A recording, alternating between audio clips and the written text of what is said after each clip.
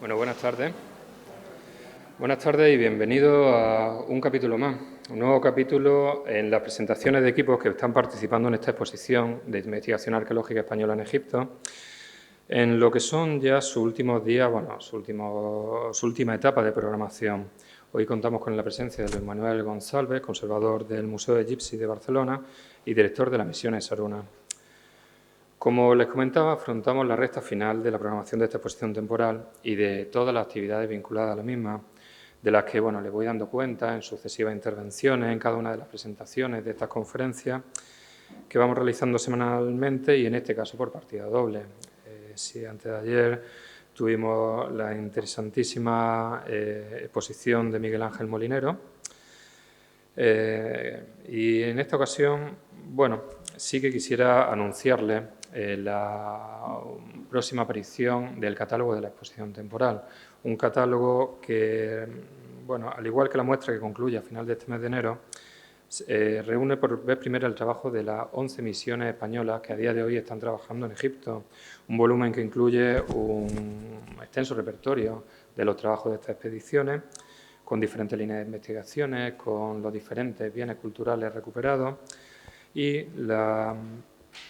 otras aportaciones como el catálogo de las piezas que forman parte de la exposición, con artículos de contextualización que nos ponen el foco sobre cómo hemos llegado a la situación de la investigación española a día de hoy, con los primeros viajeros desde el siglo XVIII y cómo ha ido evolucionando la egiptomanía desde hace un par de siglos, explicando también cómo se han formado las principales colecciones españolas, entre ellas el Museo Egipci, del que hoy nos van a hablar. En este volumen contamos, además de los contenidos redactados por los diferentes directores de las misiones, con colaboradores como investigadores como Antonio Pérez Largacha, Isabel Olvés, Inmaculada Vivas, que nos acompañó el pasado 4 de noviembre en la inauguración de esta exposición, en un catálogo que estará disponible a partir de la próxima semana aquí mismo en el museo y que podrán disponer de él enseguida. Volviendo a este ciclo de presentaciones que se desarrolla dentro del programa de la exposición, encaramos, como les decía, la recta final en la que aún quedan numerosos equipos por pasar por esta sala. Queda la semana que viene, nos visitará Carmen Pérez Díez del Museo Arqueológico Nacional con el proyecto Heracleópolis. También nos visitarán de la Universidad Complutense José Ramón Pérez Acino, que nos va a presentar su proyecto de C2 en Luxor, y finalizaremos con Esther Pons y Maite Mascort, que nos harán una presentación del proyecto Oxirrinco, día que también realizaremos la presentación oficial del catálogo de la exposición. Para hoy quisiera agradecer especialmente su presencia en nuestro museo a Luis González, conservador del Museo Egipci de Barcelona, muy ligado a tierras almerienses, por cierto, que nos va a acercar a las excavaciones desarrolladas por el equipo que dirige Enut Nesut, el establecimiento del rey, el nombre que le daban los antiguos egipcios a este yacimiento, que se sitúa en la actual Com El Amar Sharuna, una localidad del Egipto Medio que ha ejercido el papel de capital de los nomos 18 en la época más antigua 19 durante el periodo ptolemaico.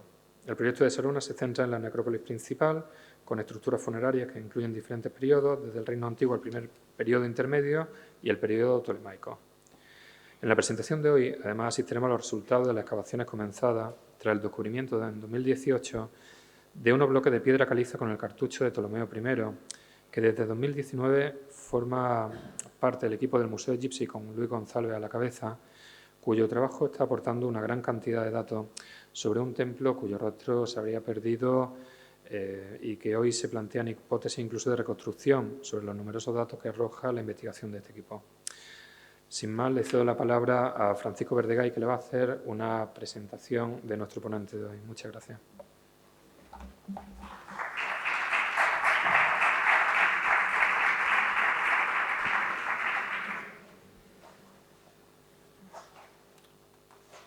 Buenas tardes a todos.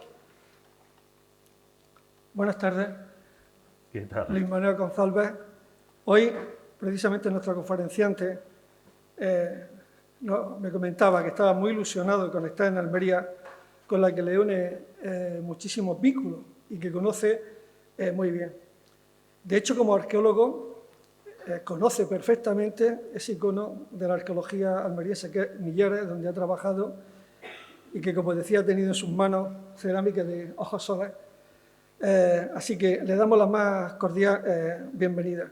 Quizá yo destacaría lo primero y ante todo de Luis González, que es un arqueólogo y un egiptólogo profundamente vocacional y creo que lo demuestra en cada una de las actividades que realiza. Desde el principio, cuando primero estudió y se licenció en Historia por la Universidad Autónoma de Barcelona, donde tuvo como maestro a Josep Padró, uno de los grandes de la egiptología española y que ha sido, a su vez, maestro de maestros españoles de esta nueva generación. También quisiera destacar que conoció a una persona, Jordi Clos, que es un empresario barcelonés, un apasionado de Egipto, con el que colaboró desde antes incluso de la creación del Museo Egipci de Barcelona en 1994 y donde Luis Manuel González sigue trabajando hasta la fecha. De este museo es el conservador que no solo dispone de una importante colección de piezas egipcias, sino que es, si me lo permitís, una fábrica de multitud de actividades para todos los públicos sobre el Antiguo Egipto. Lo sé por experiencia. He tenido la oportunidad de ir al museo, de tener en mis manos el libro de actividades y me he quedado verdaderamente asombrado de la cantidad de actividades que se puede organizar desde la formación, conferencias, exposiciones, visitas, viajes, expediciones arqueológicas, hasta cursos de inglés para Egipto. Desde este mismo museo ha sido ha comisariado más de una docena de importantes exposiciones egiptológicas y realizado numerosas publicaciones. Recuerdo simplemente Osiris, el dios de Egipto, el ser que permanece perfecto, Pasión por Egipto, 200 años de coleccionismo del Museo Egipci de Barcelona, Egipto, arte para la eternidad, animales sagrados de Egipto, mujeres y hombres del Antiguo Egipto, Tutankamón, imágenes de un tesoro bajo el desierto egipcio. Como arqueólogo ha trabajado en Egipto, lo cual siempre tiene un gran riesgo. Ir a excavar a Egipto es sinónimo de quedarse enganchado prácticamente de por vida, decía y dice Luis González.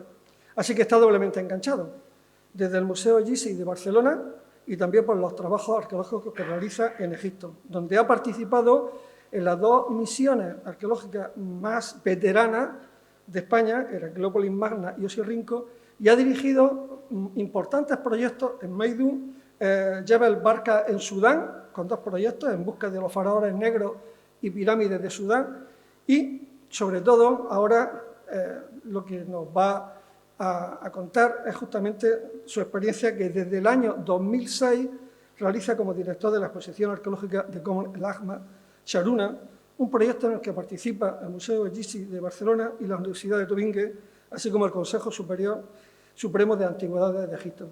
Así que bienvenido de nuevo y muchas gracias. Muchas gracias a ti.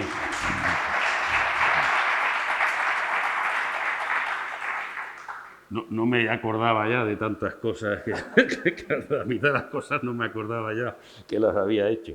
Muy buenas tardes. Agradecer antes que nada, antes de empezar, tanto a Carlos como a Francisco, a Paco, el hecho de dejarnos hacer a los egiptólogos lo que tanto nos gusta, que es hablar y explicar nuestra pasión, nuestra afición, nuestra vocación, nuestra profesión centrada en el Antiguo Egipto. Esta iniciativa del Museo de Almería, pues la verdad es que ha sido, hablado con los otros colegas, prácticamente con todos los que han pasado por aquí y los que pasarán a nivel de ponente, y estamos realmente entusiasmados, encantados y muy agradecidos de brindar esta oportunidad. Pensemos que esta egiptología, el hecho de poder reunir ahora más de 13 misiones, esto es algo que hace 30 años era impensable. Yo cuando empecé a trabajar en Egipto no soy el más veterano, más veterana, la decana de las misiones vendrá la semana que viene, la doctora Mari Carmen Pérez Díez, y en aquel momento, en el año 85, era la única misión que había en el país de los faraones. Todo esto ha ido creciendo, ha ido, gracias a Dios, afortunadamente, ha ido ampliándose y hoy día podemos contar con un repertorio de misiones, de equipos, de personal técnico importante que deja pues, la egiptología española cada vez en mejor lugar, ¿no? En foros internacionales, a nivel de museos y demás. Doblemente agradecido también por parte de la egiptología y por parte de lo que ha comentado, pues esos vínculos y esas raíces que tengo en esta tierra, en concreto mi madre es de Santa Fe de Mondújar y mi padre es de Alhama, de Almería. Entonces no digo más. Uno de mis sueños de pequeño era venir a Millares, al yacimiento de los Millares a trabajar, lo pude hacer en el año 87 y para mí fue uno de los momentos más de mi carrera profesional más importantes, más emocionantes y más trascendentes de mi vida. A Almería he venido muchísimo, he estado viniendo regularmente, de pequeño, de más grande no tanto, pero son unos lazos, esa sangre que llevamos, ¿no? Con la dureza del esparto y con el aroma de la flor de azahar, de los naranjos del Valle del Andarás, no hay quien nos lo quite, los que estamos allí en Barcelona. Bien, dejo ya porque se me van a salir las lágrimas y con esto, entre el empañamiento de la máscara y la emoción, no voy a poder, se me están poniendo las gafas que necesito limpiaparabrisas. Comienzo pues, a hablar de lo que he venido aquí, de nuestro proyecto, el proyecto del Museo Egipcio de Barcelona, en Egipto, un proyecto que se desarrolla.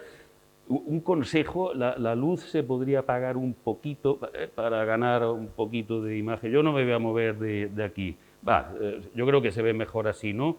Un proyecto que desde el año 2006 el Museo Egipcio de Barcelona lleva a cabo en Sharuna, proyectos más antiguos, proyectos que realmente deriva de la presencia de una universidad alemana de la ciudad de Tübingen en alemán, que llevan allí desde los años 80, nosotros nos incorporamos en el año 2006. Y desde el 2006 hasta la fecha pues hemos ido trabajado allí regularmente. Esta es una imagen pues, de uno de los últimos equipos de trabajo que hemos participado que realizamos, concreto en el año 2000, la campaña del año 2019. ¿Esto tiene puntero? Sí, ¿no? Vale. Entidades que participan brevemente, el Museo Egipcio de Barcelona, el Instituto de Arqueología del Próximo Oriente Asiático, la Universidad de Tübingen como entidades científicas, entidades científicas, patrocinadores es el propio Museo Egipcio con fondos propios. Esto es un hecho diferencial con respecto a los demás colegas que han venido. Nosotros somos una entidad absolutamente privada y nos movemos única y exclusivamente con recursos propios. Fundación Arqueológica Clos y Derby Hotels, que es la compañía hotelera de nuestro presidente y de nuestro coleccionista, el señor Jordi Clos, que gracias a él, gracias a su colección, que es el punto, la piedra angular de nuestro proyecto, llevamos ya pues, más de 25 años en el panorama egiptológico. Colabora también, el Servicio de Antigüedades egipcio y después hay colaboraciones puntuales. En la actualidad la empresa de restauración Gamigar, la empresa de arqueología Ager, en catalán, y la empresa pues, de tratamiento, realidad virtual y demás, patrimonio virtual y divulgación cultural, de Néstor Márquez.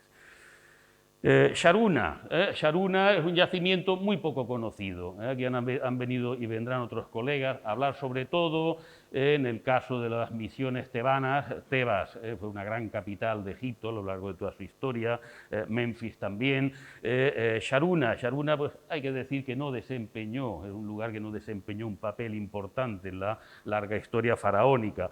Esto no hace más que aumentar pues, la importancia. Hay menos restos que los otros yacimientos, de menos entidad arquitectónica, de menos entidad arqueológica, pero cualquier cosa que se encuentra pues, es una aportación a un yacimiento del cual se pueden decir muy poquitas cosas. Y todo lo que aparece es significativo porque es un punto de información que aporta para el conocimiento de ese lugar. Lo digo un poco porque se valoren también estos trabajos fuera, en yacimientos menos conocidos, más marginales, pero que no dejan de ser importantes para el conocimiento global de Egipto. Se encuentra situado, aquí donde indica el punto rojo, a unos 200 kilómetros al sur del Cairo, en la orilla oriental del río Nilo. Un repaso por la historia, esto es un fragmento de madera que encontramos con el nombre del faraón más antiguo del que se tiene constancia, de cuya presencia se tiene constancia en Sharuna, que es el nombre del actual del yacimiento, es Meri-Re, el faraón Pepi I, un faraón que vivió en el año 2200. ¿Qué quiere decir esto? Que ya en el 2200 algo ocurría, había actividad en Sharuna. Posteriormente, otros monumentos fuera de lo que es el yacimiento, en concreto en un yacimiento tebano, se cita el nombre de la ciudad Hut-Nesut, significa el establecimiento, el castillo del rey, como capital del nomo 18 del Antiguo Egipto. Aquí está el nombre, Hut-Nesut, el castillo del rey. Seguimos, Reino Nuevo, estamos en torno al año 1300 a.C., y en esta estatua, que es de un faraón egipcio llamado Horemheb, faraón de los más importantes de la historia de esta civilización, se dice la inscripción que este noble dios, Horus de Hut-Nesut, el dios Horus de Sharuna, su corazón deseó asentar a su hijo en el trono eterno. ¿Esto qué quiere decir? Que el faraón Horemheb era originario de Sharuna, pero curiosamente, de la época de Horemheb, en Sharuna todavía no se han encontrado prácticamente restos arqueológicos de su época. Sabemos que hubo un faraón de esa época que nació allí, luego se trasladó a Tebar, donde se coronó, donde siguió reinando, la gran capital de aquel momento, pero de esta época prácticamente no se conoce nada de Sharuna. Y luego aparece el nombre de Sharuna escrito con otra variante, Castillo del Rey, con la corona blanca del Alto Egipto, como capital, ya en época tolemaica, ya en torno al año 300 a.C., como capital del nomo 17 de Egipto. A ver si me aclaro yo con él. Vale. Sabemos también que Sharuna, esto es importante, esto es una inscripción localizada en la primera campaña, en el año 2006, que contiene pues, un texto que hace mención de Horus, hijo de Isis, es decir, el dios Horus, hijo de Isis, señor de, y de nuevo el nombre de Sharuna, señor de Hut-Nesut. ¿Qué quiere decir esto? Que la divinidad, el dios más importante de esta ciudad es este que tenemos aquí, representado en este caso en forma de halcón con la corona doble del Alto y el Bajo Egipto. Es la divinidad local, retenerla a la mejor, volveremos a hablar de ella. Vale. Nos centramos ya en el yacimiento propiamente dicho. El yacimiento se encuentra, esto que tenemos aquí, una zona, veis aquí, fijaos la separación, la línea prácticamente trazada con tiralíneas que diferencia Kemet, la tierra negra, allí donde está la vida, de Sheret, la tierra roja, donde está la muerte. Los egipcios entendían, llamaban a su país Kemet, es decir, tierra negra, es decir, la tierra que era capaz de facilitarles a ellos su sustento, la zona agrícola. Zona de desierto. Nuestra casa, la casa donde vivimos, se encuentra aquí. La casa que construyeron los miembros de la misión arqueológica alemana ya en los años 70 y que todavía sigue funcionando como lugar de estudio, lugar de almacenamiento y lugar de trabajo y de residencia mientras trabajamos aquí. Entonces, antes de pasar a hablar del templo de Ptolomeo I, vamos a ver un poco, rapidito, el contenido arqueológico, qué restos arqueológicos importantes se conservan en Sharuna, cómo han ido apareciendo. Esta es la casa de la misión, precioso. En el año 2010 nos tocó, fuimos a trabajar allí a finales de febrero, la pandemia se desató a principios de marzo y nos tocó elegir a cara y cruz sobre el 15 de marzo, así, si nos quedábamos o nos regresábamos a España. Decidimos quedarnos, no pudimos regresar hasta mediados de mayo. Estuvimos 2 meses y medio trabajando y viviendo pues, una experiencia un poco angustiada, bastante angustiada por lo que se estaba viviendo aquí, pero una experiencia única en nuestras vidas, tanto desde el punto de vista humano como desde el punto de vista profesional. Todo ello transcurrió aquí, en esta casa que, como vemos, un lugar ideal para aislarse del resto del mundo, porque aquí la localidad más cercana es una aldea de 200 o 300 habitantes, unas condiciones idóneas para poder sobrevivir. Zona de desierto, como he dicho anteriormente, y zona de cultivo. Este es el panorama que tenemos cada día cuando a la zona donde han aparecido los restos del templo. Pero qué preciosidad, qué riqueza, qué verdor, qué exuberancia, estos campos fertilísimos del Valle del Nilo. Cada mañana, camino del trabajo, pasamos por aquí y la verdad es pues, que va uno con otra, mejor que coger el metro y mejor que coger el autobús, allí en Barcelona, indudablemente. Restos arqueológicos, bien, en los años 80 los miembros de la Universidad de Tübingen excavaron en esta zona, la Casa de la Misión está aquí, esta es la aldea que hay, poblado que hay próximo, hicieron algunas catas, algunos sondeos y aparecieron restos urbanos, restos de ocupación de la época del Reino Antiguo, de la época del año 2200, 2300 a.C. Es importante porque de esta época restos de asentamientos, se conocen muchos cementerios y tal, pero restos de asentamientos de donde vivía la gente se conocen muy pocos. En otro sector, este de aquí, en la zona de cultivo, los miembros también de la Universidad de Tübingen descubrieron restos de una iglesia paleocristiana, una iglesia un complejo eclesiástico del siglo V, VI, años 600, 700 después de Cristo. Vemos aquí una imagen de la excavación y una de las plantas del mismo. En el desierto, también el desierto pues, era ocupado por, en época tardorromana, en época bizantina, los cristianos egipcios, los coptos, suelen construir monasterios donde vivir, como centros de reunión de todos los monjes que vivían aislados en el desierto de manera individual, y en estos monasterios pues, se reunían una vez a la semana, el domingo, ¿no? Para celebrar allí el simposio y celebrar el encuentro, intercambiar productos y demás. Pues bien, en estos monasterios, uno de estos monasterios, Deir el Carabín, fue encontrado y excavado a lo largo de varias campañas también por Beatriz Huber, nuestra colega alemana. Esta es la planta del yacimiento con la iglesia, la zona de enterramiento, almacenes, talleres, una torre defensiva, en fin. Y sobre todo en Sharuna lo que hay, el yacimiento más importante desde el punto de vista cronológico es la necrópolis, la que llamamos necrópolis, cementerio principal. Es todo esto que hay aquí cerca, como veis, la casa está prácticamente, tenemos el tajo de obra, lo tenemos casi, lo podemos tocar desde la ventana de la habitación. Hemos ido trabajando en diferentes sectores de este cementerio, desde el año 2006 hasta el año 2018. Esto que hay aquí, cada agujero que hay aquí, cada agujerete que se ve en este gruyer, son tumbas, es una tumba, tumbas de época tolemaica, ahora las iremos viendo. Fijaos pues, cómo está el terreno prácticamente cribado. Ha sido pues, el campo de acción de pocos arqueólogos, pero sobre todo de saqueadores, de furtivos. Por eso es importante nuestro trabajo allí. Un yacimiento muy saqueado, un yacimiento donde se han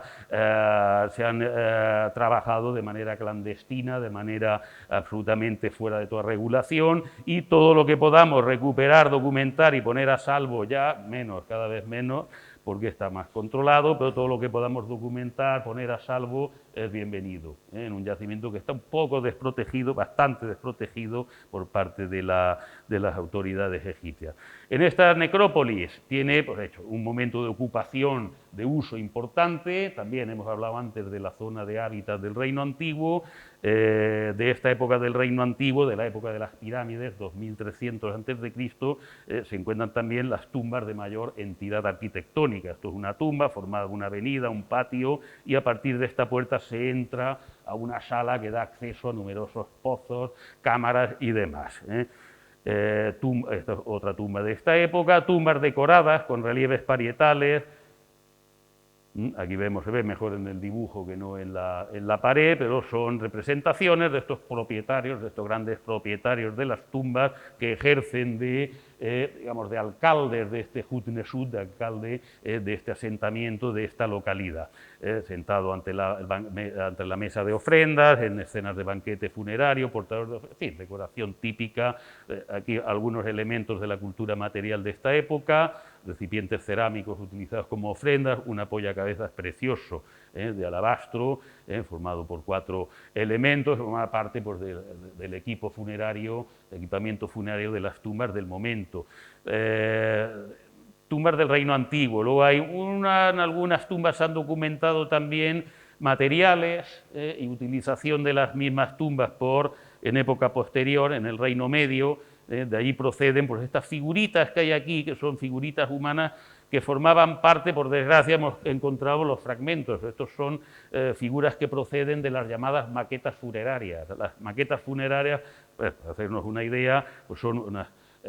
Esto corresponderían posiblemente pues, a una barca que estaría pues, tripulada y estaría ocupada por 15, 20 tripulantes, con las velas, con los mástiles, los timones, en fin, hemos recuperado pues, lo poquito que queda de esas maquetas funerarias, suficiente como mínimo para saber que en esa época, es una época característica en la que se utilizan este tipo de piezas, que en esa época pues, hubo también actividad en esta necrópolis, lo mismo que estos contenedores, estos recipientes cerámicos, que son también de ese momento. Un salto, ya he dicho, de Reino Medio, época de las maquetas, año 1900 a.C., un salto hasta el 300 porque en esos 1600 años prácticamente no se ha detectado presencia ni ocupación ni materiales representativos y significativos que puedan hablar de una ocupación, de un tránsito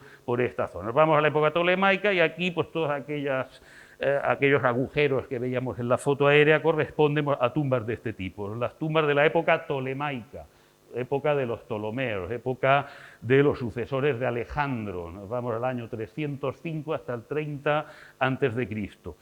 Las tumbas son pozos, que al fondo de los cuales hay unas aberturas que conducen hasta unas cámaras sepulcrales que aparecen repletas de sarcófagos tallados en piedra.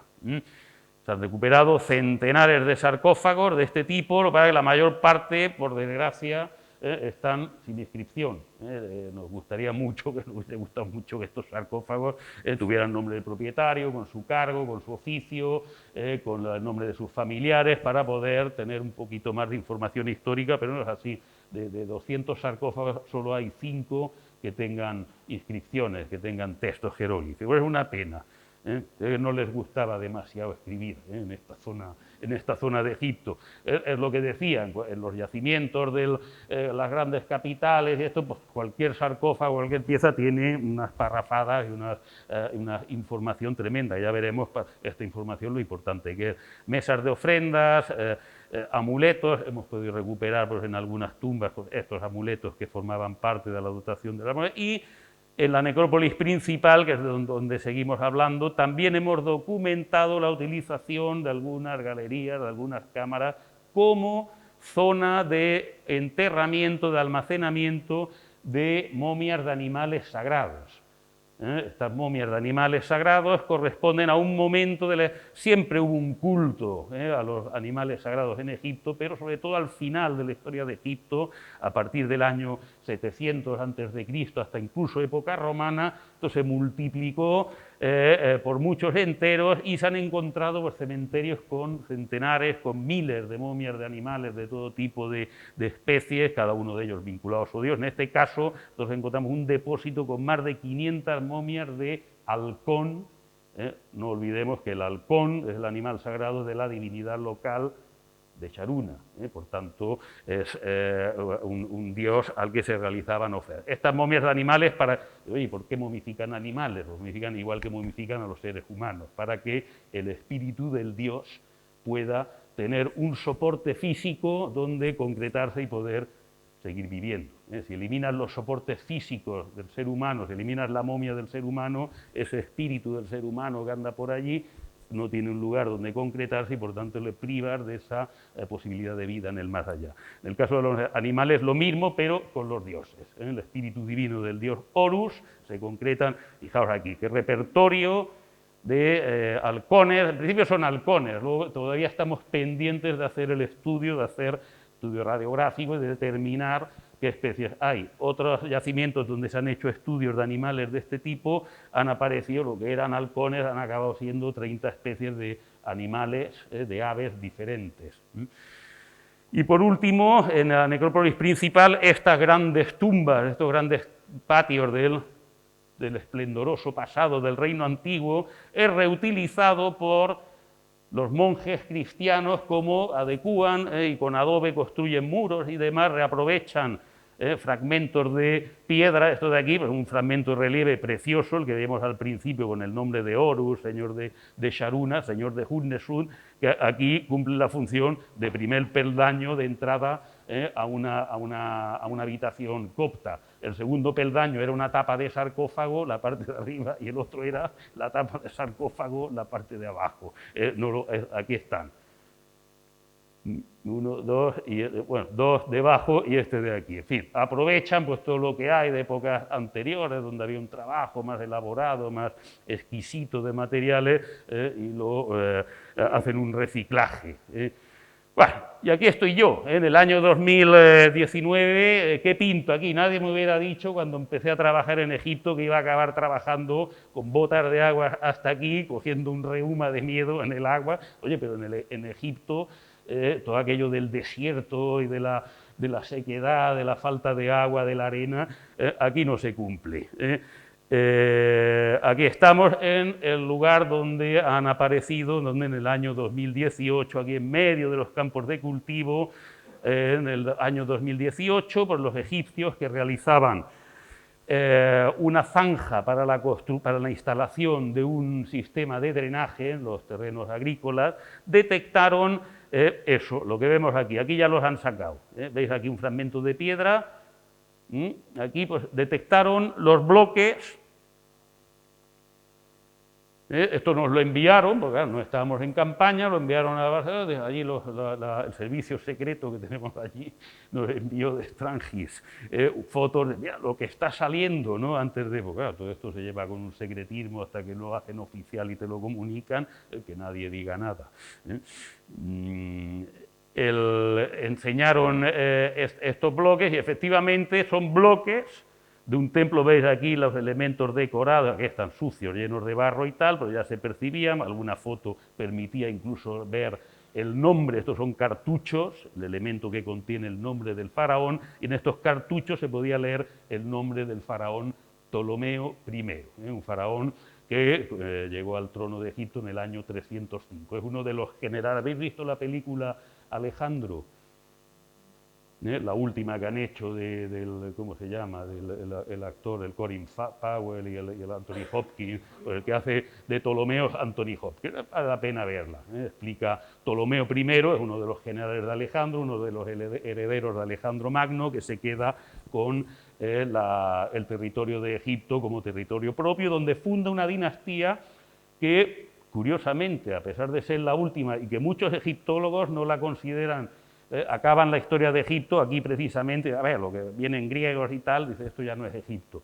Pues, curiosamente es la dinastía más duradera de toda la historia de Egipto, desde el año 305 hasta Cleopatra VII, Cleopatra y Marco Antonio, en el año 30 antes de Cristo, ¿vale? Casi 300 años. Ninguna otra dinastía duró tanto. Pues bien, ese faraón Ptolomeo I, a partir de aquí tengo que ir cogiendo el hilo para hacerlo más fluido. A partir de este descubrimiento, pues ya la atención, el templo de Ptolomeo I no era la primera vez que teníamos constancia de la existencia de bloques de un templo de este faraón en Sharuna. Y no solo no era la primera vez, sino que ya en 1838, ahora les voy a aplicar la historia del templo perdido. En 1838, este egiptólogo que vemos aquí, Néstor Lot, pasa por Sharuna y dice lo siguiente, dice, he encontrado los arrasamientos, los restos de un templo en piedra caliza con un pórtico con 8 columnas campaniformes de estilo antiguo y los restos de un pilono. Esto es lo que dice Néstor Lot, incluso por dibuja un croquis, la parte de la izquierda es restituido, lo que él ve es la parte tramada, lo que se conserva, pero como dice ya está muy arrasado, incluso pues no hace mención de que haya textos jeroglíficos, ni representaciones, ni nada. Por tanto es un templo, si se trata del mismo templo, el egiptólogo que lo vio por última vez fue este de aquí en el año 1838.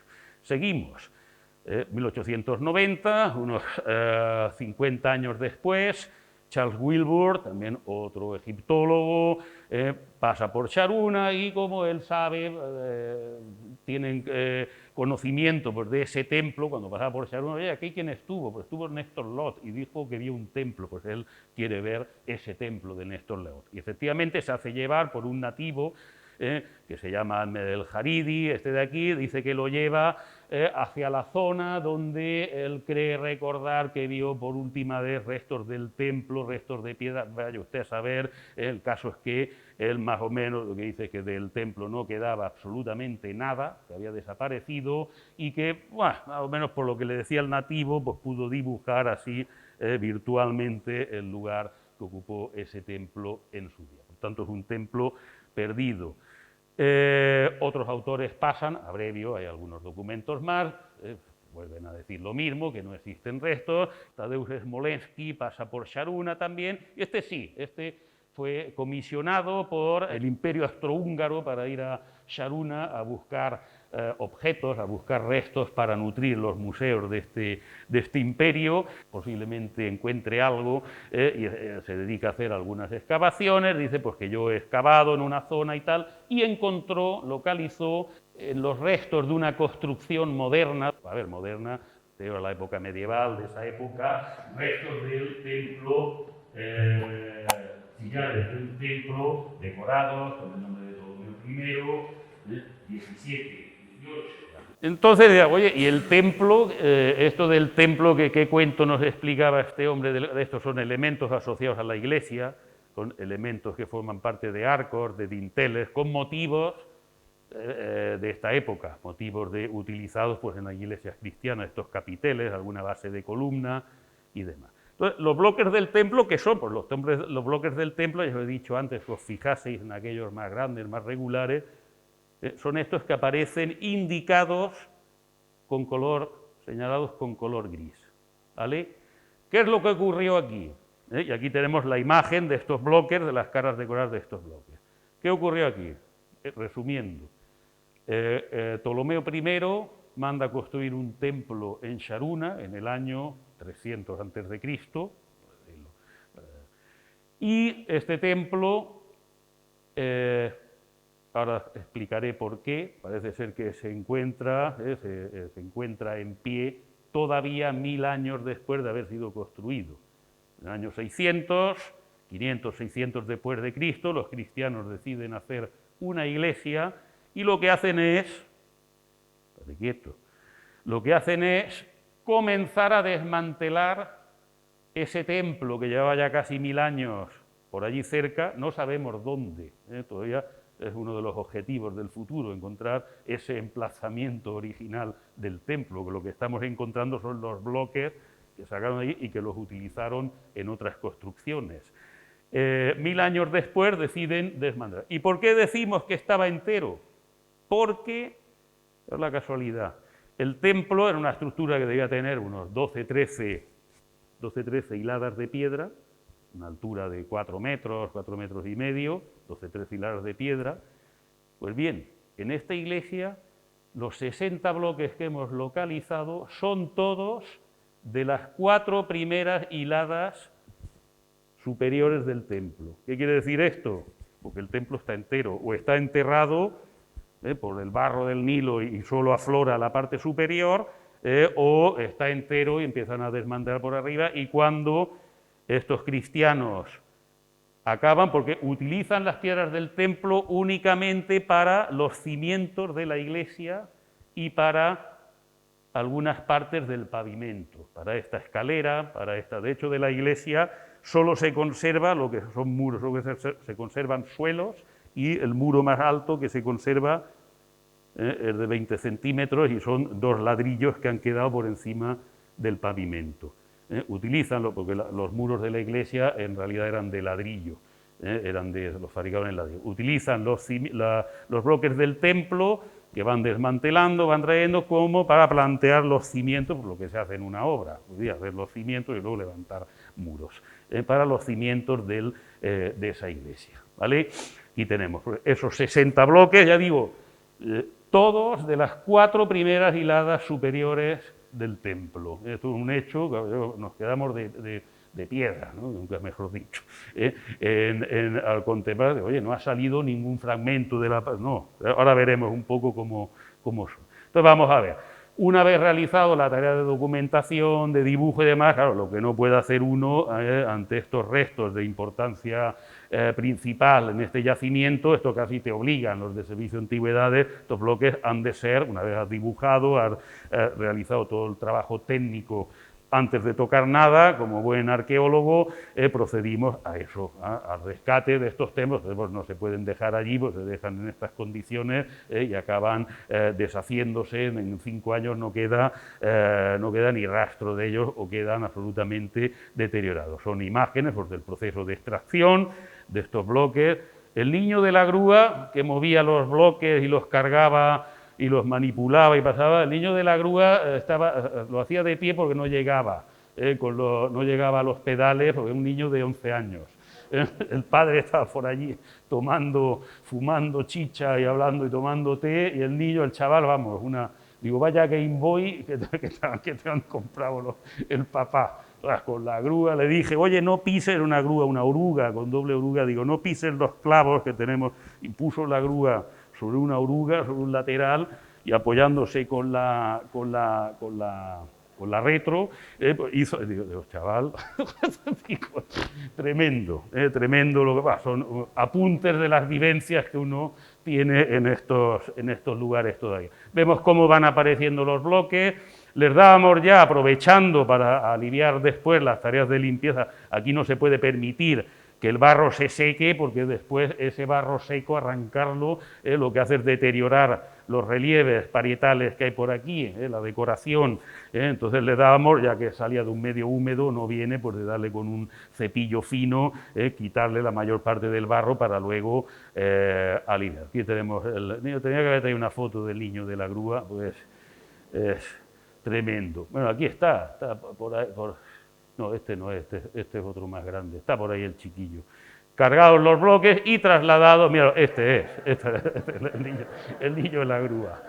El pequeñete, vamos, una delicia, un chavalín, vamos, para comérselo, y parte de los miembros del equipo con una de las piezas extraídas. Esto es como salen, a esto le damos un poco de lavado, porque esto, permitir que el barro se seque, pues es un error grave, ya que este barro seco luego cuesta 10 veces más trabajo sacarlo. Y estábamos, no lo olvidemos, también en una campaña de urgencia. Aquí tenemos a Mashaija y a Oriol, mis compañeros pues, realizando las tareas de limpieza de estos bloques. En la zona tuvimos que pedir un traspalé de esto, una carretilla para traspalé, no había otra cosa prestada. Al día siguiente de dejárnosla se rompió, tuvimos que pagar la reparación, un dineral, cambiarle el émbolo, todo el mecanismo se quedó fundida, pero bueno, esta es una carretilla que nos fabricamos allí, ya me llevé a fabricarla y tenerla y poder manipular todo este material. Trabajos de limpieza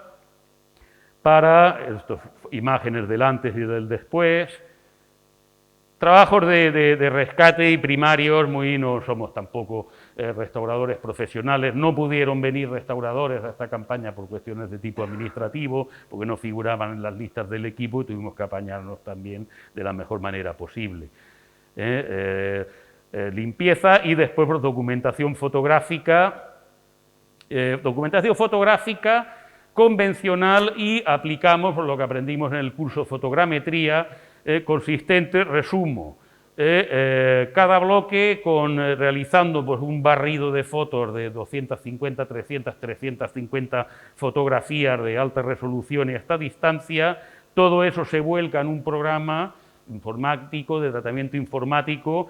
Ahora enseño diferentes fases de ese programa, pues te realiza pues, un mapa de puntos. Aquí estos rectángulos azules son los lugares desde donde se ha tomado la imagen. Esta es otra fase ya donde se define un poquito lo que es el volumen, la malla. Luego a esta malla se le da textura y tienes una reproducción virtual, una reproducción infográfica en 3D métricamente perfecta, ¿no? Son 350 imágenes de un peso de entre 12 y 15 megas cada una. Tela, eso se toman en un rato, en 10 minutos las puedes tomar perfectamente y luego el ordenador se pasa pues toda la noche, depende de la calidad que le pidas, se puede estar toda la santa noche procesando y depende también de la potencia del aparato. Eso nos permitió pues eso, realizar una tarea de documentación que es nuestra obligación y nuestra parte de nuestro trabajo. Dedicamos durante el año de la pandemia toda la segunda parte, pues ya cerraban, ya no quisimos tampoco mantener más contacto, a cerrar el trabajo de campo y trasladarnos hasta que nos permitieran volver. Como vimos que podíamos tener trabajo con toda esta documentación, pues decidimos cerrar la excavación y hacer esta tarea de documentación y traernos ya el trabajo hecho, y no esperarnos, porque claro, de Egipto, la situación en la que estábamos, saber cuándo te vas lo sabes, pero de momento llevamos 2 años que no hemos podido volver. No sabíamos tampoco qué previsión había de poder volver. Claro, ese trabajo a medias pues no nos sirve absolutamente para nada. En fin, para poner ahora un poquito conclusiones y un poco pues qué sabemos de este templo, valorar este templo. El hallazgo de esta cantidad de bloques y todo el yacimiento en general, la iglesia, nos ha exigido y nos ha obligado a plantear pues, un proyecto centrado única y exclusivamente en el estudio de ese templo de Ptolomeo I, tanto en lo que es la estructura como en la época. Pensad que también ese templo Ptolomeo I en Sharuna coincide con uno de los momentos importantes de Sharuna, de Hatshepsut, que hemos visto en la necrópolis, la época en la que la necrópolis se llena de agujeros, de tumbas tolemaicas. Es una época buena para... Entonces, toda esa, la presencia del templo. De hecho, Ptolomeo I construye 7 templos más en Egipto, estos que tenemos aquí, situados a lo largo del Valle del Nilo. El nuestro está aquí, en Comelas Sharuna. Pues bien, la importancia del nuestro, a ver, no aquello por sacar pecho, que sí, pero de nuestro templo, entre los 60 bloques de las 3 últimas campañas, más los que encontró Smolensk, y los de Tübingen entre el año 80 y el 2018, son total de 118 bloques correspondientes a nuestro templo. Del resto de Egipto, de los otros 7 templos de Ptolomeo I, si sumamos los bloques que hay, son 69, una diferencia importante para una puesta en valor de lo que representa el templo en Sharuna.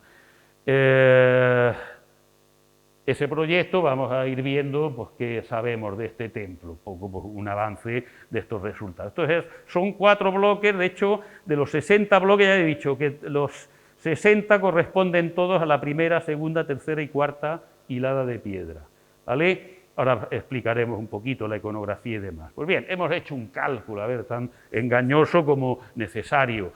Si una esquina, claro, de estos 60 bloques, 4 de ellos, por casualidad, solo hemos encontrado uno correspondiente a cada una de las esquinas, a una de las esquinas. 4 bloques esquineros que llamamos, además uno de la primera, otro de la segunda, otro de la tercera y otro de la cuarta. No hay más. Pues bien, haciendo un poco extrapolación, dice, oye, si de 58 bloques, yo digo 60, son 58, sale una esquina, esto quiere decir que las 4 esquinas de estas 4 hiladas superiores serían 232 bloques. 232 bloques, divides por 4, son cada hilada del templo. Esto es para hacer un cálculo de las dimensiones del templo, que ya digo, están tan necesario como poco como criticable, pero de algo hemos de partir, ¿no? Esto nos sale que cada hilada en perímetro, cada hilada, teniendo en cuenta que cada bloque mide más o menos 1 metro de longitud, cada hilada tendría 58, 60 metros de perímetro del templo. Para definir, porque estamos ante una estructura aproximadamente de eso, de una estructura de un templo que tendría un templo de reducidas dimensiones, de unos 20 por 8 metros, considerando los templazos que vendrán y se construirán en Egipto a partir en esta época tolemaica, Dendera, Edfu, Filas, etcétera, etcétera, Erna. Vale, estas 4 primeras hiladas del templo, definir un poco, a ver, ¿cuál es la iconografía? Que ahora tenemos ya, bueno, 2013.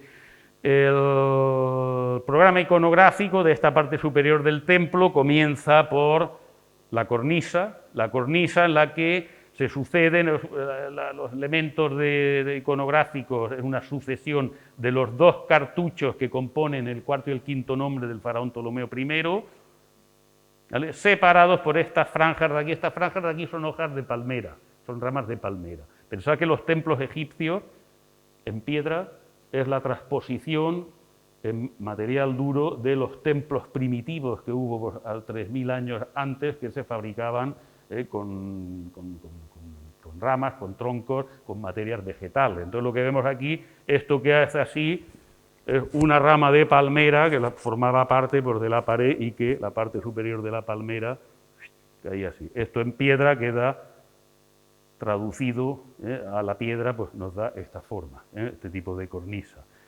Nombre de Ptolomeo I, lo tenemos aquí, el cartucho Amado de Ra, elegido de Amón. Este es el nombre. Y el nombre de Ptolomeo I es este de aquí, P-T-O-L, Ptolmis.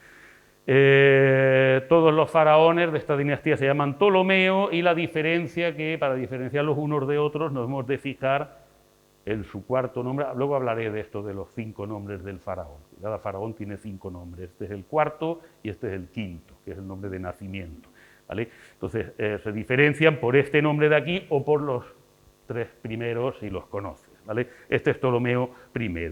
Su nombre, su 4º nombre, el nombre como faraón, su nombre de trono, de entronización, es Amado del dios Ra, elegido de Amón. Es lo que se encuentra aquí. A continuación, este elemento, otro elemento arquitectónico. Esto vendría a ser pues, una rama de árbol, un tronco de árbol. No sé si se ve bien, pero hay unas tiras por aquí. Estas serían las tiras de cuerda que ligaban, ese tronco de árbol ligaba por las ramas de palmera que formaban la estructura original. Todo esto queda fosilizado y queda fijo en la arquitectura egipcia. Entonces, un ejemplo, es un templo muy anterior al nuestro, pero el nuestro más o menos acabará siendo, o pensamos que puede acabar siendo una estructura así, salvando las diferencias cronológicas. Y para que vean, pues esto se llama el toro, la moldura en forma de toro. Esta moldura es como el armazón de una tienda de campaña, las varillas de una tienda de campaña, que luego encima poner la lona, esto que vemos aquí. A continuación, debajo del toro viene otra sucesión con los nombres del faraón Ptolomeo I, y esta representación de la diosa Hathor, que es una diosa con cabeza femenina, cabeza de mujer y orejas de vaca, una diosa vinculada al amor, una diosa muy venerada en época tolemaica. Hay un templo hermosísimo en Dandara, que es el templo de la diosa Hathor en Dandara, y la diosa Hathor aparece también en las estructuras de esta época que se llaman mamisis, mamisis o casas de Nasi, que son pequeños templos que hay al lado de los grandes templos, así un templeito pequeñito, donde se celebraba anualmente el nacimiento, había una fiesta que celebraba, que conmemoraba el nacimiento del dios titular de ese templo. Pues la diosa Hathor, que aparece siempre un motivo fijo en estos templos. ¿Qué es lo que representa esta diosa Hathor? Está formando parte. Lo que tiene encima es el elemento sonoro de este instrumento musical que se llama sistro. Este es el sistro egipcio, este es uno de los de nuestra colección, este me parece que está en el Metropolitan, este está con el nombre de Ptolomeo I. Es representación de la diosa Hathor, de la parte superior en realidad de un sistro, que es un instrumento musical que se utiliza en la liturgia se utiliza en el culto, la música del sistro, el es el sonido, es por el nombre por el que se conoce en lengua egipcia a este instrumento. La tenemos aquí, diosa Hathor. Precioso, desde el punto de vista artístico, estas caritas de Hathor es lo mejorcito, lo más logrado, lo más bonito que ha aportado el templo. Y por último, en la parte inferior, estos textos jeroglíficos, esto sería pues, un texto jeroglífico que recorrería perimetralmente todo el templo, y es el texto jeroglífico pues, que aporta mayor información. El más importante es un texto jeroglífico que en este caso pues, habla, y en otros templos pues, siempre encuentras aquí un texto digamos, de fundación del templo, donde aparece el nombre del faraón que ha construido el templo, el dios al que está dedicado, el nombre del templo y otros detalles, los materiales que se han utilizado, etcétera, etcétera, y alguna cita también incluso pues, de algunas de las festividades que se realizan en ese templo, y desde el punto de vista histórico es el más importante, y nosotros pues casualmente vamos a ir viendo qué información casualmente hemos encontrado unos cuantos bloques de estos que contienen textos jeroglíficos que aportan información importantísima. Este de aquí dice, traduciendo, aquí leemos de izquierda a derecha, pero aquí el jeroglífico es al revés, lo leemos de derecha a izquierda. Fijaos que los signos miran hacia aquí, están diciendo que allí empieza a leerse, esto un poco para que tengan la clave. Los egipcios podían escribir así, en jeroglíficos, de izquierda a derecha o de derecha a izquierda, de arriba a abajo, de donde no escriben es de abajo arriba.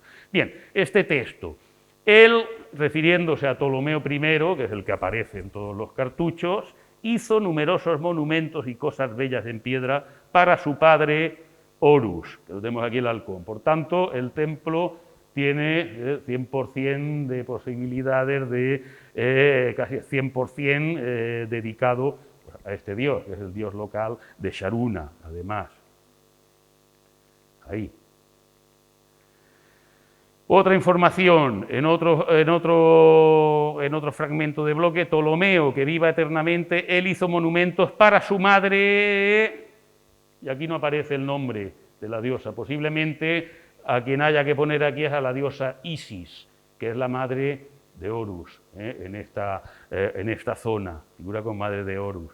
En este bloque de aquí, de la esquina, el texto, que fijaos cómo viene, fijaos cómo estos signos vienen leyendo de aquí a aquí y estos se leen de aquí a aquí. Por tanto, aquí estamos en el final de dos textos, este que viene de aquí y este que viene aquí y acaba aquí. Y aquí aparece eso, el palacio nombre del gran señor, que es un epíteto, un nombre por el que se conoce el nombre del templo, se hace referencia a la estructura del templo en sí, que se llama Hatshepsut, en Neb.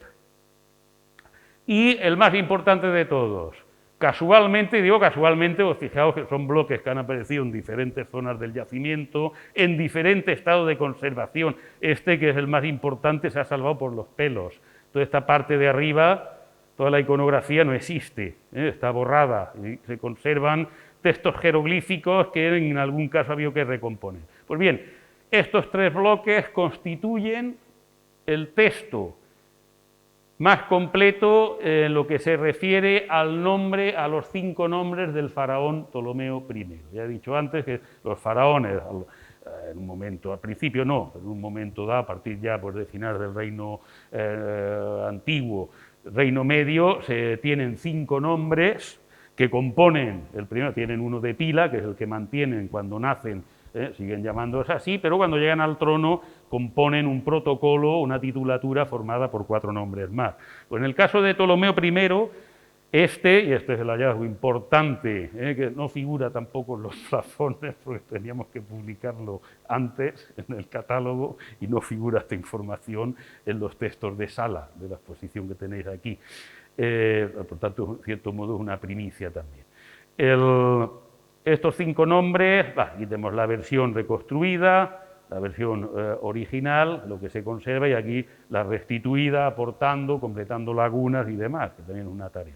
Estos 5 nombres, el faraón tiene 5 nombres, el primero de ellos es el faraón el nombre de Horus, el nombre como Horus sobre la tierra, el nombre como halcón, que es el animal protector, es la divinidad protectora de la realeza. Pues hasta la fecha, únicamente en el caso de Ptolomeo I se conocía una versión y un documento con este nombre, que es el que aparece aquí, que se llama Urpecti, grande en poder, soberano,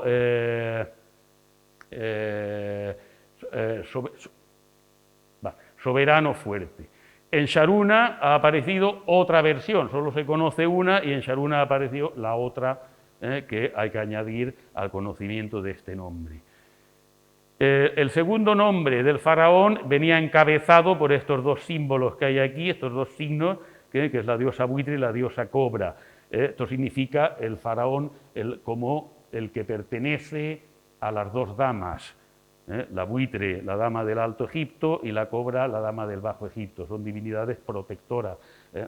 La máscara de Tutankamón, recordarla, lo que tiene en la frente es la cobra y el buitre, son protectores de la realeza. Entonces, este es el nombre del faraón como perteneciente a las dos damas. Pues bien, de este nombre únicamente se conocía en el mismo bloque de aquí de Nabil, apareció en Naucratis, se conserva uno, y otro muy maltrecho, solo se conserva esto de aquí, pero bueno, a partir del otro se puede reconstruir de otro faraón. En Sharuna pues ha aparecido, vale, otra versión, que es esta de aquí. Y lo más importante, el tercer nombre, que es el faraón como Horus de oro, Horus dorado, es la única versión que se conoce de este nombre, y es la primicia y la novedad es el que apareció en Sharuna, que como podéis ver, todo esto que hay aquí son lagunas, ha habido que recomponerlo porque no estaba completo. User-Jepesh, el de brazo fuerte. A ver, no lo he ido traduciendo, este de aquí significa el que conquista con su fuerza. Todos estos nombres son un poco una declaración de intenciones por parte del faraón. En este caso vemos grande en poder, el que conquista por su fuerza. De hecho, Faraón es un self-made man, un hombre hecho a sí mismo, un hombre pues, que tuvo claro que se iba a quedar con el trono de Egipto desde el principio, un estratega nato, y al final se salió con la suya, el que conquista con su fuerza, ¿no? El del brazo fuerte, todos aluden a la fuerza, el carácter también de Ptolomeo I, un general del ejército, una persona que procede del ámbito militar. Entonces en otros casos son nombres más piadosos, el amado de Amón, el tal, el que aparece en Tebas, ¿no? Demostrando una vinculación con el lugar de origen. En fin, estos nombres son pues, un poco una manera pues, de perfilar, de definir el carácter, el espíritu, incluso pues, porque hay algunos que se llaman el del Renacimiento, es decir, faraones que han restaurado la paz y la unidad en Egipto, se llama el Ugen Mesut, el del Renacimiento. Y los dos últimos nombres, que estos aparecen en cartucho, ya son dos versiones del mismo, que estos ya aparecen en Sharuna en muchísimos documentos y en todos los templos de Ptolomeo I, estos son los más comunes, los más utilizados, los que aparecen en cartucho. Pero sobre todo son importantes, que los he señalado en rojo, sobre todo este de aquí, que es la versión única de ese nombre del faraón. Fijaos aquí, claro, con estos bloques que vienen todos de las 4 primeras hiladas, están juntos, que vienen todos desde una misma acción de desmantelamiento y de montaje, pues claro, el índice de conectividad entre ellos es altísimo, hasta el punto que nos está permitiendo montar este rompecabezas gigante.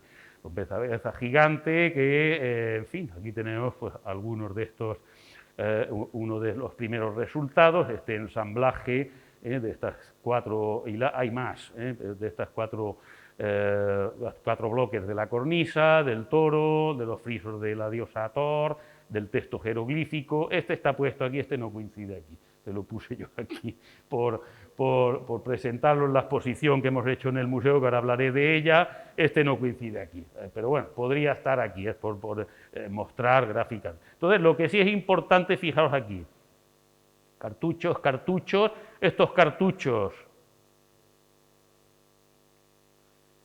el orden de lectura, fijaos en el león, ¿hacia dónde mira el león? Hacia aquí. ¿Hacia dónde mira este león? Hacia allí, ¿vale? Por tanto,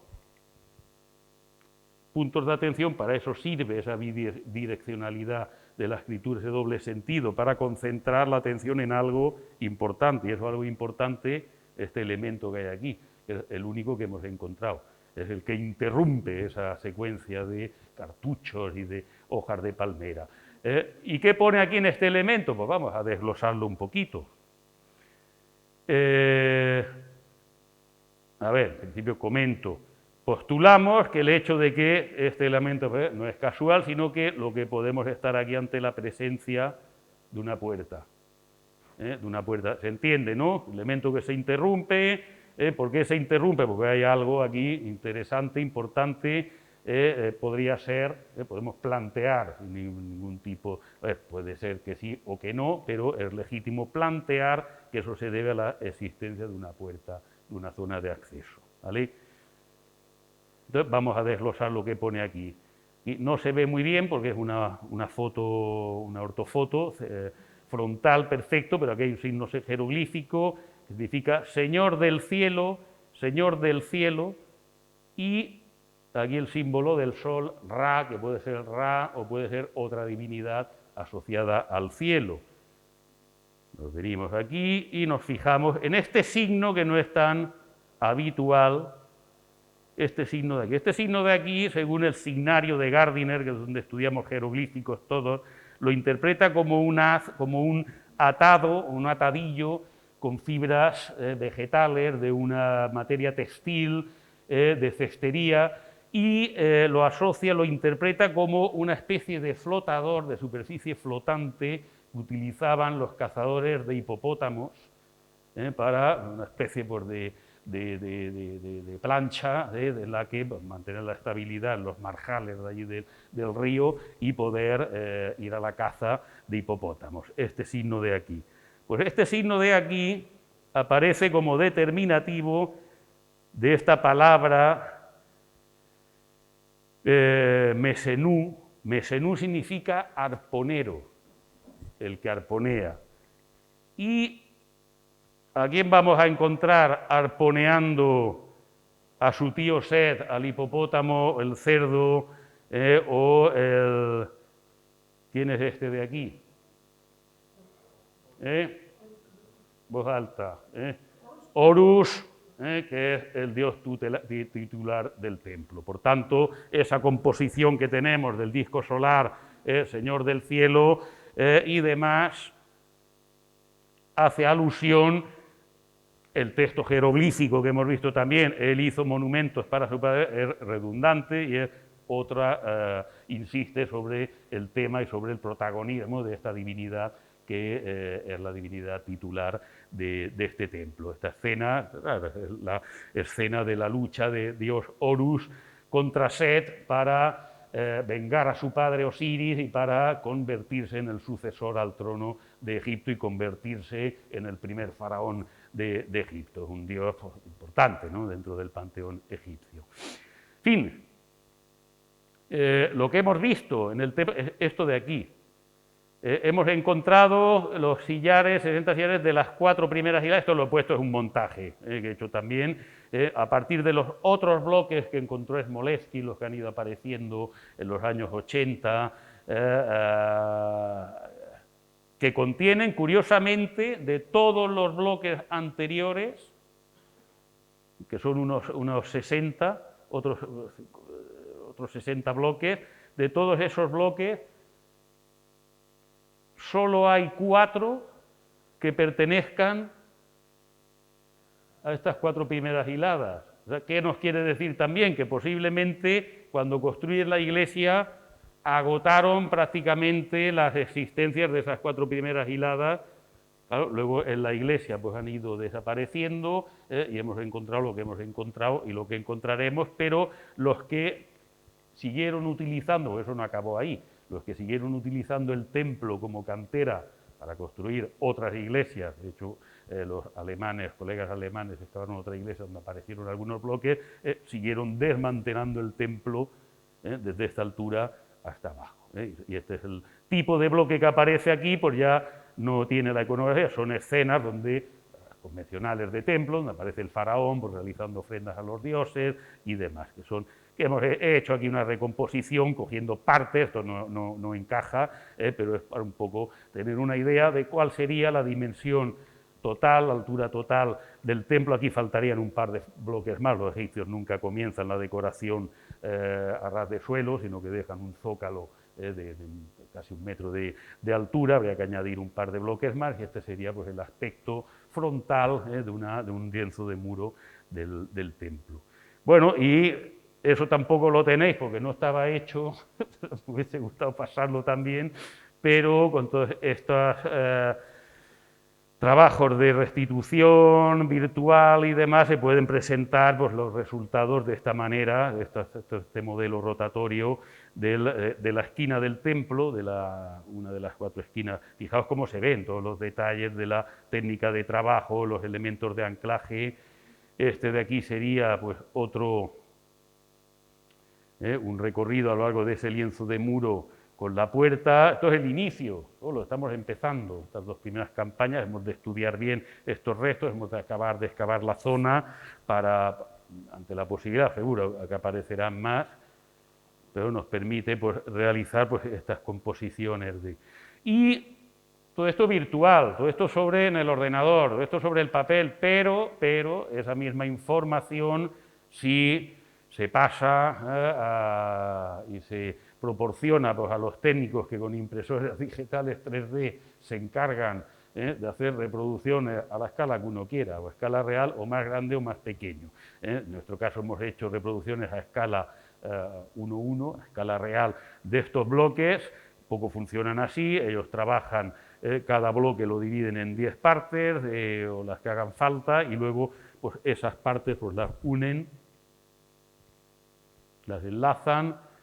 El aspecto es muy feo, cuando vinieron con el trozo nos enseñaba el color azul, depende del color de la resina, ¿no? de plástico, estos son plásticos, lo que utilizan, pueden utilizar otros materiales, en este caso eran plásticos de color gris, blanco, qué cosa más fea, pero claro, luego has de ponerlo en manos del artista, en manos del decorador artístico, que acaba dándote pues estos acabados.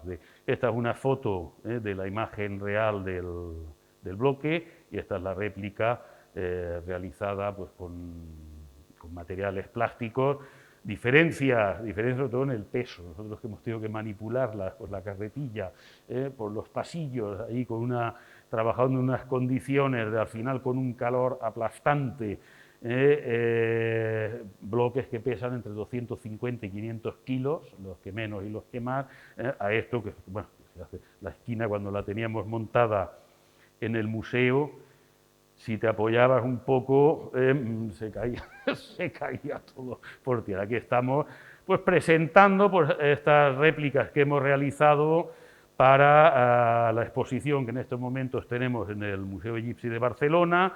Está basada, pues, en eso, acompañada de las piezas del Museo de Época Tolemaica. Hemos dedicado pues, la mitad de la exposición a explicar este proyecto arqueológico que os he explicado a vosotros también. Para ello hemos utilizado pues, esas réplicas a escala, esas reproducciones a escala 1:1 de los bloques del templo, y hemos reproducido pues, elementos más emblemáticos del mismo. Esto por el día de la inauguración, de la presentación a la prensa. Aquí, pues, fijaos que solo además reproduce uno lo que quiere. Aquí los hemos reproducido por completo, el volumen completo.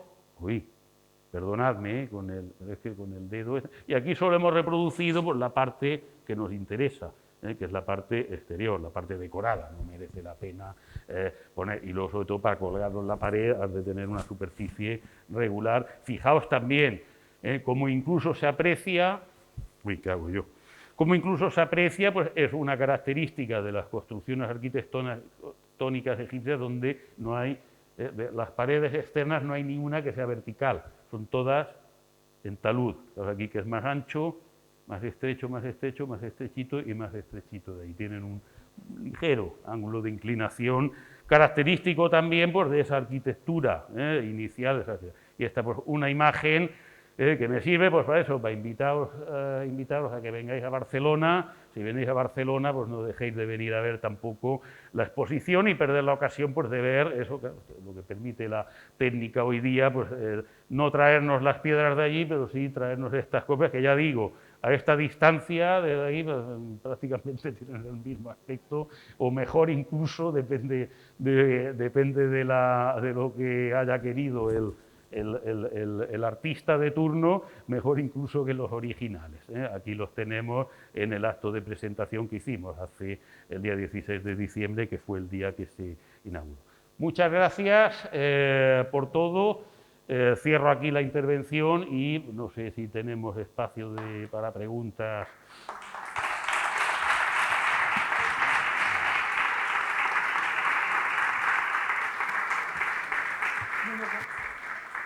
Sí, ¿se escucha? No se escucha, ¿no? Como un poco tarde, unas cuantas preguntas nada más. O una respuesta, porque no sabemos dónde está el templo. Si alguien la tiene, que nos la diga. Es uno de los objetivos. El templo, el emplazamiento original, pues es uno de los objetivos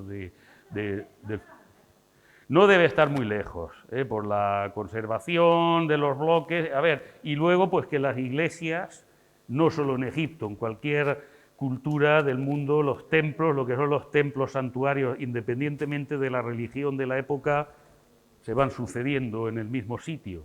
¿Cuántas catedrales no tienen debajo la basílica paleocristiana, el templo romano y el santuario prehistórico? Y no debe estar muy lejos. Sharuna tampoco, Hunnesud no era una localidad tampoco excesivamente grande, para que es complicado de buscar en estas condiciones. Sí. Buenas noches. Yo he visto en Petra con el láser y haciendo virtualmente un escáner tanto de tierra como de pared, y entonces con él han encontrado ciertas cosas, porque van a encontrar que debajo hay pues, el doble de lo que está construido, cómo se ha hecho el acceso a la piedra. Sí, sí. Esto hay técnicas de estas de teledetección y de sondeo no interventivo sobre el material, que dan resultados por esto. Me refería a esa técnica con respecto para intentar encontrar más emplazamiento antes de. Sí, se podían hacer barridos, sondeos electromagnéticos, que es lo que lo estamos mirando también. Siempre pues esta de plantear pues es una campaña dedicada pues a hacer barridos con radar. Se utilizan pues técnicas de radar para detectar la presencia o no de anomalías. Luego la anomalía hay que comprobar de qué se trata esa anomalía, hay que excavar. La anomalía la puede dar la piedra, no tiene por qué ser la del templo, puede ser la de otra construcción o de otra época, pero sí, son técnicas que se pueden aligerar y como mínimo te permiten abarcar un radio de acción más que no el tener que hacer sondeos a mano. De todos modos, ahí está cerca el nivel de ocupación y de esa época, pues, metro y medio aparece. Y luego tenemos el problema de los sondeos mecánicos del agua, que hay que estar drenando continuamente. Hola, buenas noches. Una pregunta sobre la impresora 3D. Eso, una vez que ya está hecho, es fácil y barato hacer muchas copias. Bueno, a ver, la copia se hace una. A ver, lo difícil es el proceso de documentación, obtener el modelo y luego la impresión. A ver, impresión, pues ya te digo, un bloque de estos costaba 400, 500 euros y luego pues 200 euros así, si es amigo el restaurador y el decorador, depende de la amistad que tenga, te cobra más. Pues 700 euros o así puedes tener un bloque. Que se podía hacer muchas copias para otros museos, digamos. Sí, a ver, esto ya, si se tiene interés y eso sí, pero que es un sistema, sobre todo que es un sistema de documentación, es decir, de preservar lo que es el objeto, el elemento en sí, de tenerlo documentado de una manera precisa 100%. Luego ya lo que hagas con esa documentación virtual, pues, cuestión tuya, en función de las necesidades. Puedes hacer réplicas así, venderlas en la tienda del museo también, pequeñitas, ¿no? El bloque grande no lo compra nadie, pero sí, y si salen muchas piezas, montar el tente, monte usted el templo, lo estamos planteando allí. Lo que pasa es que no tenemos tantas piezas, pero lo estamos planteando para los talleres que hacemos en el museo y tal. Ya me han pedido las del departamento didáctico, oye, danos un trozo de templo para que puedan montar, hacemos en pequeñito y que monten los niños. No, pero eso para la A ver, formación, para todo mí esto sería- sirve... Y luego ya una curiosidad pragmática de vuestro trabajo allí. ¿Teníais en esa casa que nos ha enseñado en varias fotos, teníais electricidad e internet? Sí, no, allí ya sí, llega el internet allí, tenemos cobertura, electricidad también, no, la electricidad fue pues, enganchar al primer poste que hay allí, dije, no, aquí se hace así, se engancha a la luz uno y ya está. Monofásico además, de aquello porque que tocaba y pegaba, uno tocaba el cable de una fase. Sí, tenemos electricidad y generador eléctrico por si hay fallos también de... Bueno, una última pregunta, si queréis.